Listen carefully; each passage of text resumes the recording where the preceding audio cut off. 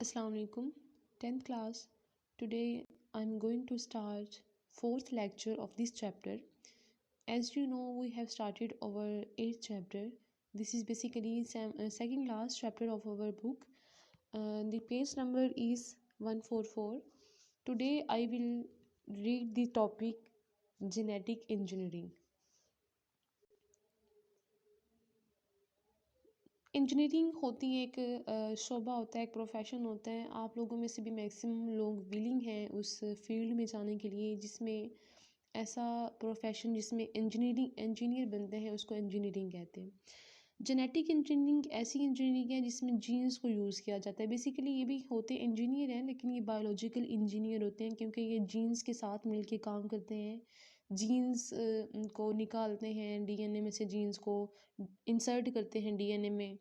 जो defective jeans होती हैं, जो मतलब ख़राब हो चुकी होती हैं, उनको निकाल देते हैं। नई जो जीन्स अच्छी वाली होती हैं, जो अच्छे कैरेक्टर्स वाली जीन्स होती हैं, उनको वहाँ पे डाल देते हैं। यही काम करते हैं। Genetic engineering is also known as recombinant DNA technology. Technology के बारे में भी आप लोगों ने पढ़ा था कि ऐसी कोई भी ऐसा शोबा जिसमें हम लोग चीज़ों को प्रैक्टिकली अप्लाई करते हैं, उसको टेक्नोलॉजी कहते हैं।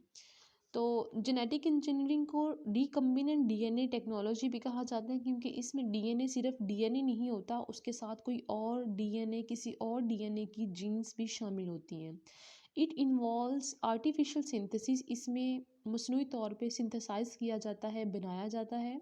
मॉडिफिकेशन, मॉडिफाई किया जाता है। रिमूवल, ख़त्म कर दिया जाता है। एडिशन, ऐड कर दिया जाता है। एंड रिपेयर और मुरम्मत कर दी जाती है, किसकी? जेनेटिक मटेरियल की।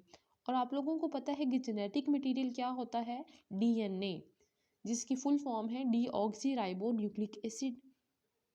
तो जेनेटिक इंजीनियरिंग एक ऐसा प्रोसेस है जिसमें जेनेटिक मटेरियल को यानी कि डीएनए को मसनूई तौर पे बनाया जा सकता है आर्टिफिशली, उसको मॉडिफाई किया जा सकता है, उसको रिमूव कर दिया जाता है, उसको ऐड कर दिया जाता है, या फिर उसकी मुरम्मत की जाती है, उसको रिपेयर किया जाता है।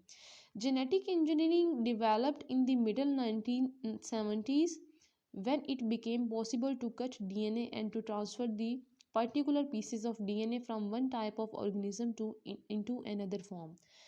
जब ये बात साबित हो चुकी थी, जब ये बात उनके लिए you can say experimentally proof हो चुकी थी कि डीएनए के छोटे से पीस को कट करके किसी और ऑर्गेनिज्म में ट्रांसफ़र किया जा सकता है, तो तब जेनेटिक इंजीनियरिंग जो थी ये डेवलप हुई थी। ये इसका जो शोबा था वो दुनिया के सामने लाया गया था कि ये भी होता है। एक्चुअली अब जेनेटिक इंजीनियरिंग में वो जो मैंने आपको सारा प्रोसेस बताया कि मिसाल के तौर पे मैंने आपको पहले भी एग्जांपल दी थी। फॉर एग्जांपल कि हमारे पास अंगूर हैं, ग्रेप्स हैं, ठीक है, या फिर मैंगो है। एक मैंगो वो है जो साइज़ में बहुत छोटा है लेकिन बहुत मीठा है।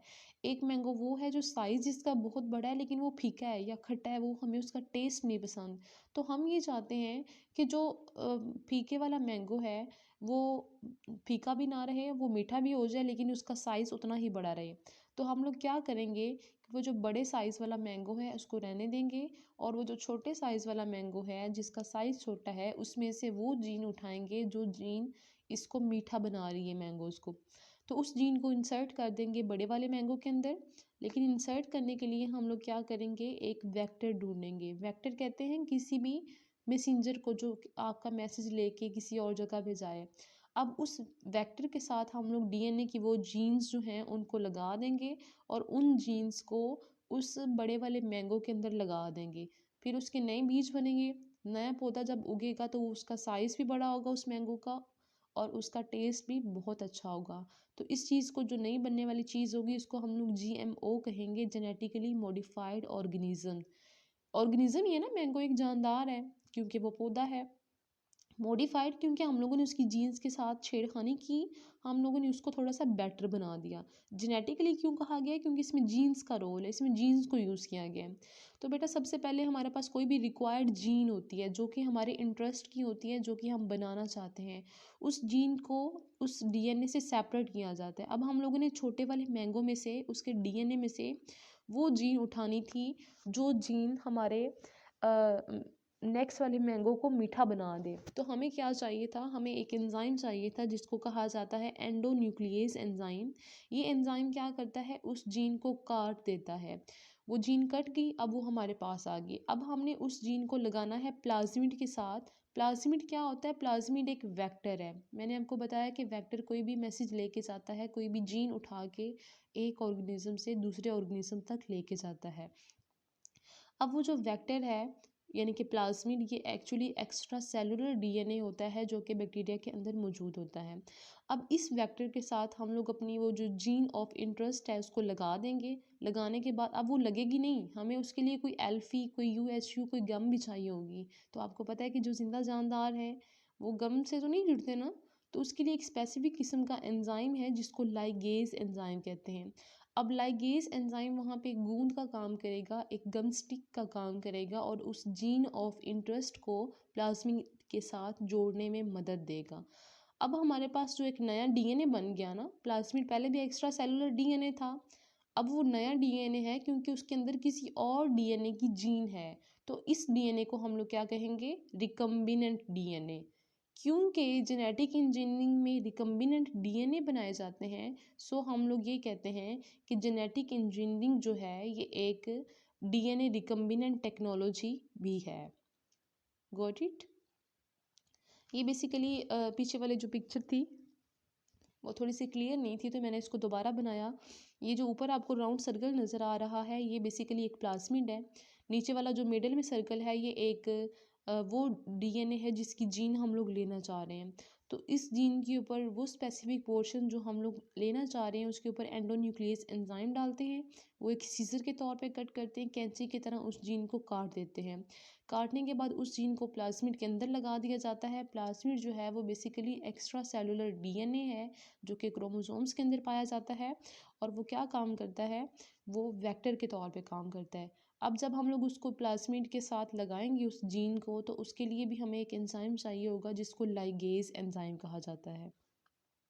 नेक्स्ट बेटा हमारे पास जेनेटिक इंजीनियरिंग की थोड़ी सी अगर बात कर ली जाए तो एज अ रिजल्ट नतीजे के तौर पे क्या होता है, the characteristics of the host organism could be changed. अब वो जो होस्ट ऑर्गेनिज्म है जिसके अंदर अब वो डीएनए एंटर करवाएंगे उसकी जो खसूसियात हैं वो टोटली चेंज हो जाती हैं।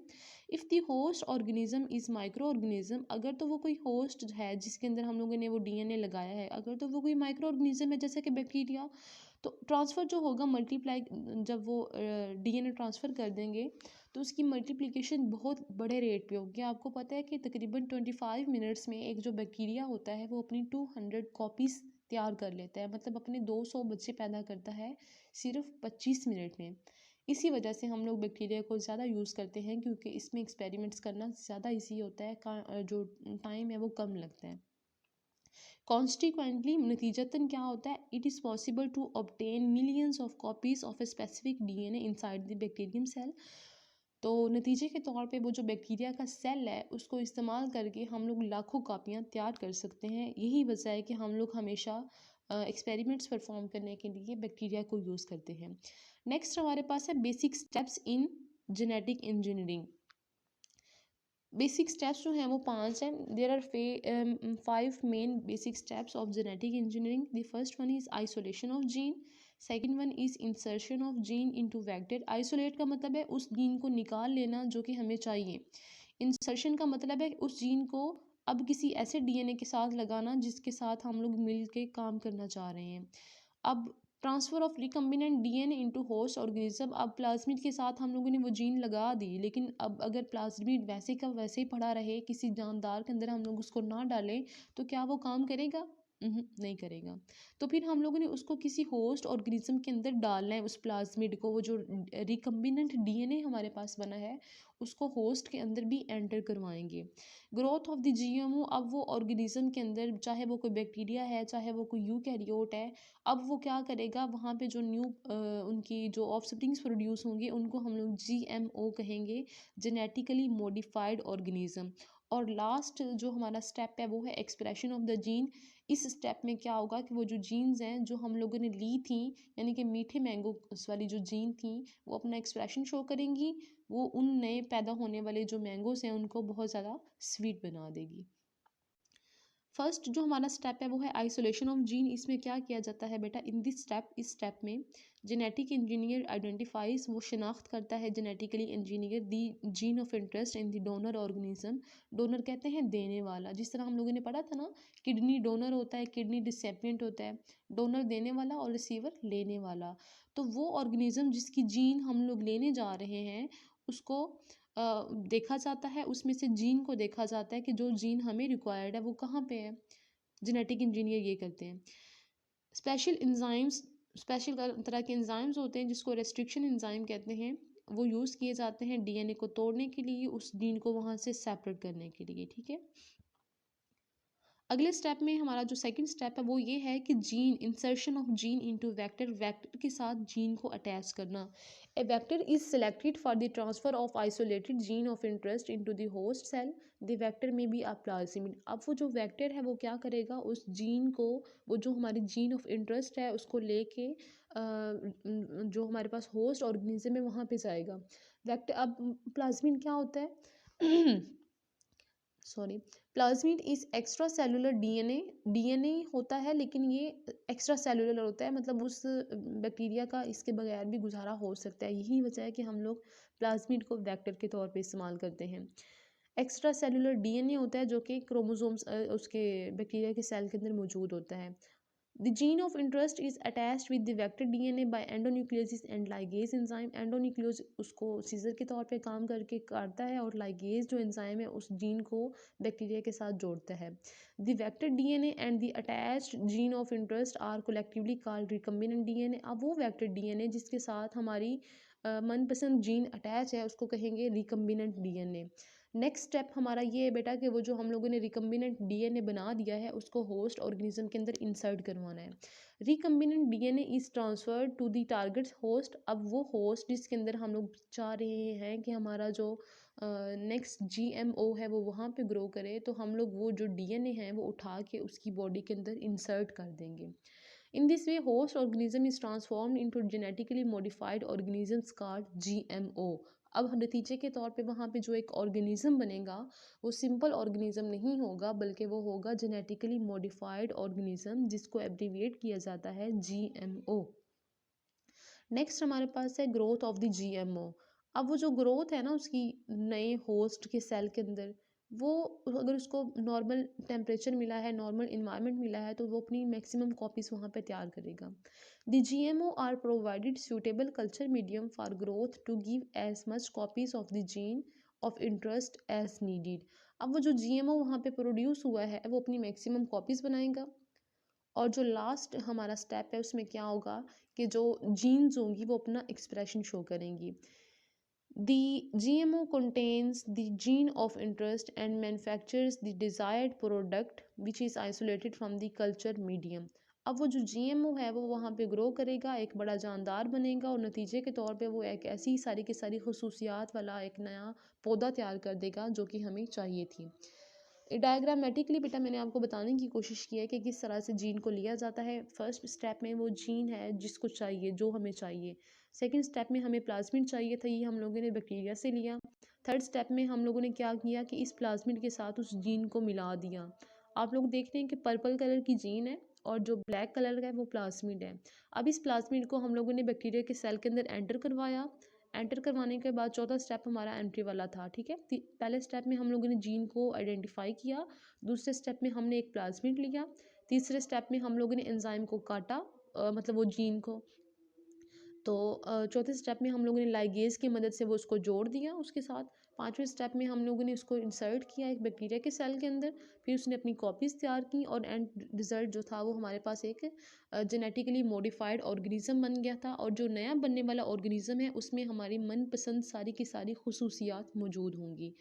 Home task as you know very well, आप लोगों ने इसको याद करना है बहुत अच्छी तरह से। जो रिलेटेड शॉर्ट क्वेश्चंस हैं वो आप लोगों ने अपने नोटबुक्स के अंदर उसको लिख लेना है, और कोई भी चीज़ अगर आपको समझ नहीं आती है तो आप लोगों ने कांटेक्ट करना है। Thank you so much.